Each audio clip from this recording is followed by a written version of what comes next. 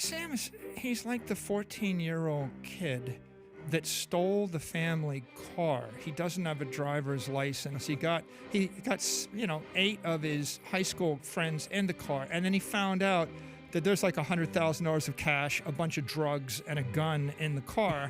And then they went joyride. Right then, here we are, my live reaction to Michael Saylor destroying SBF from FTX. Of course, SBF at the moment is on bail after his parents put him on a $250 million bail. He's been bailed out controversially after stealing billions of dollars of user funds, of course, from his crypto exchange FTX. And in this case, Michael Saylor is going to be giving his live reaction. Well, he's going to be giving his reaction to what's actually happened, and from the looks of it, he destroys SBF from FTX. From what I've heard about this podcast and from this clip itself, this video, is the fact that he absolutely nails this situation. As you can see from the comments, I've seen so many attempts explaining FTX's disaster, but this one nailed it. That was a great explanation, so I'm pretty excited to watch this. We're going to get straight to it.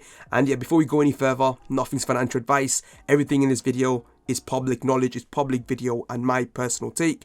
Please don't treat as financial advice and do your own research before making any crazy investments. Not assuming that you'll be going out there investing on FTT token at any point. But yeah, let's get into it. The guys in the industry like yourself, the heavyweights, were you aware that something was going on at SBF or no? And by the way, before we actually get into it, what you just said, there's been a lot of takes, on SBF and FTX.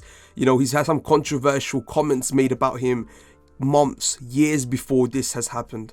So I feel like Michael Saylor should know about this, especially with him, how well connected he is in the blockchain and the crypto space. But yeah, let's hear it. Yeah, I mean, I think that you have the Bitcoin community opposite the crypto community, and there's been a low grade sort of boiling guerrilla war between the two camps for the past 2.5 years. And Sam is kind of like the poster child of the crypto world, right? Sam makes billions of dollars on an unregulated exchange offshore. He makes billions of dollars issuing his own air token. He spends hundreds of millions of dollars giving to the crypto lobby and to politicians. And one of their messages is, and to be honest, this is the only reason SBF is actually not in jail at the moment. If he didn't donate his money to these parties, these political parties, to Biden's party and so on, there is no way he would even be allowed. Because you got to remember that this bail was on his parents' house, and the mansion, which is worth, I'm pretty sure, around 10-20 million. It is nowhere near 250 mil. So again, it's all really forged. It's not really real, and pretty insane. It's pretty insane. And yeah, he's currently out on bail while users have lost billions of dollars. And the only reason he isn't in jail, of course, is because he donated really a lot of his money to these political parties. Bitcoin is bad for the environment. It uses too much electricity, but not to fear. We have a staked air token, which does the same thing as Bitcoin, and it's environmentally friendly. So, we've always... And of course, he's talking about the FTT token, FTX's native token. We've seen that going on. And I think that, the Bitcoin community would say, there's something ethically broken about being able to issue your own unregistered security, right? They call it committing the sin of shitcoinery. Yep. Right? Yep. So Sam and most of the people in the crypto world were always guilty of the sin of shitcoinery, or pumping and promoting unregistered securities. And that was obvious. And that's literally how SBF makes a lot of his money, really, recently especially. He launches different tokens, of course. And of course, the FTT, I'm pretty sure FTT tokens in collateral, or he gives them leverage. I'm not exactly sure on how he was doing it, but I think he was launch pads for different tokens. I think Aptos was the latest one before everything unfolded, where he would receive a lot of crypto and would simply slowly dump his way through these tokens where he had an allocation. Really weird and controversial. If anyone else really did it, they would probably be arrested for pumping and dumping and for insider trading. But yeah, obvious. I think that was obvious to the chair of the SEC, to most politicians, right? The phrase that pops up over and over again is the vast majority of all crypto tokens are unregistered securities. But I think the diabolical twist in the FTX story that none of us saw coming, but it is particularly diabolical. So Sam creates, $8 billion worth of air token with SRM and FTT. Then he issues himself. And by the way, let me know in the comment section down below, was it not seen that he was printing this many FTT tokens? Because I don't know, man. I think people did realize and they had called him out, but not to the extent, because it should be called out a lot more, if he's printing this many FTT tokens. Yeah, I don't know, man. It should have been more locked token, secret locked token, marks it up on his balance sheet by another $4 to $8 billion and calls it $16 billion worth of collateral. Okay. Then he goes shopping for a bank to give him a loan against this. Well, if I took $1 billion of Apple stock and I went to a legit bank, Bank of America, JP Morgan, Goldman Sachs, I say I got $1 billion of Apple stock, they would say, well, we will give you collateral value for up to the amount you have or 5% of the daily trading liquidity on a legitimate regulated exchange. So if you show me a security that trades $1 billion a day and you have $1 billion of it, I might give you $50 million of collateral value. And that means you could borrow $25 million against it at 50. And that's usually how it works, right? Of course, with crypto, it is really dodgy and there isn't much to go through. But when it comes to stocks, and as if you're holding, $500 million worth of the Apple stock, it's got to have a certain amount of trading and the bank's obviously got to come to a conclusion.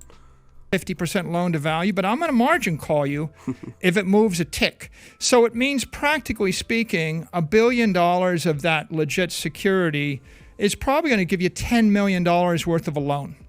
On $1 billion. On $1 billion. That's 1%. Okay, right? Because the gating factor is what's 5% of the trading liquidity of that token or that asset. Because if I have to dump that thing in the market, I want to sell the entire position without moving the price. Sure. Okay, so that's the traditional world onshore. What Sam did was generated $14 to $16 billion worth of Solana, FTT, Serum.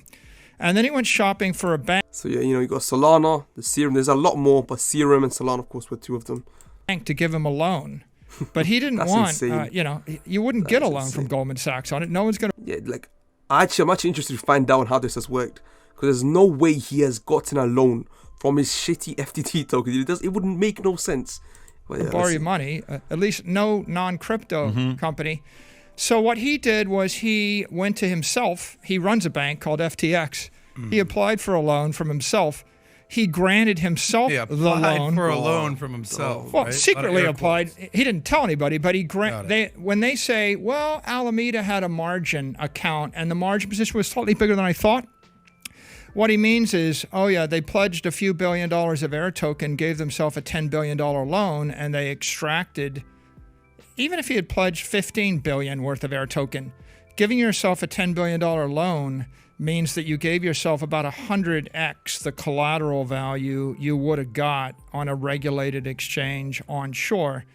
So what he did was, in essence, extract $10 billion of real stuff, dollars, Bitcoin, saleable assets, and he pledged $10 billion worth of air token stuff.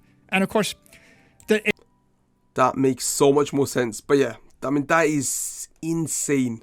He was basically printing FTT tokens out of thin air and just using as collateral for these assets. But yeah. It's a double diabolical thing. Here's the problem. So I create a token. I have 300 million tokens, and then I basically trade it with myself. Like I give it to you, and you work for me, and you give it back to me. Then I lean on it, so I lever it up 10 to 1. On FTX, you could lever it 20 to 1.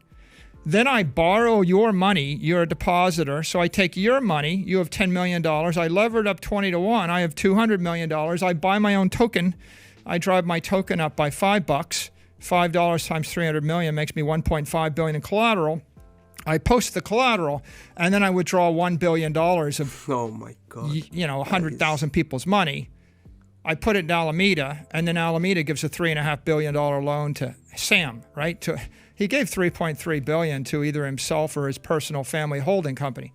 So that is, talk about, that is insane, of course. And by the way, this is probably the best description. I do agree with the comments down below. Actually, this is probably the best described way of what actually, you know, SBF has done. You know, the crime he's been committed. But yeah, here's the diabolical twist. I didn't just generate $10 billion of an unregistered security to dump it on the unsuspecting retail. That would take me 500 trading days, dumping 20 million a day, right? He didn't do that. What he did is he generated $10 billion in unregistered security and then just borrowed $10 billion. Yep, he just made out thin air, you know, what's it called? However much FTT tokens, and just used, of course, he can just print as many as he wants. Yeah, secretly from his depositors, and then went and gambled it, traded it, spent it, lost it. Wow. All right, I'm gonna be straight up with you. Wow, that is insane, boys. But yeah, let's quickly get to that. But that is just insane. I'm not gonna lie, that is insane. And that is like, it's particularly impressive. How do you? So here's a question. You know how he goes and he raises. But yeah, guys, I'm gonna end the video there. I'm gonna be posting another part to this video, or basically just talking about a bit more on, you know, giving my live reaction to the second part. That's going to be out later on today or tomorrow. Subscribe to the Crypto Maxi channel so you can actually watch it. Other than that, I'll be seeing you guys next time. Peace.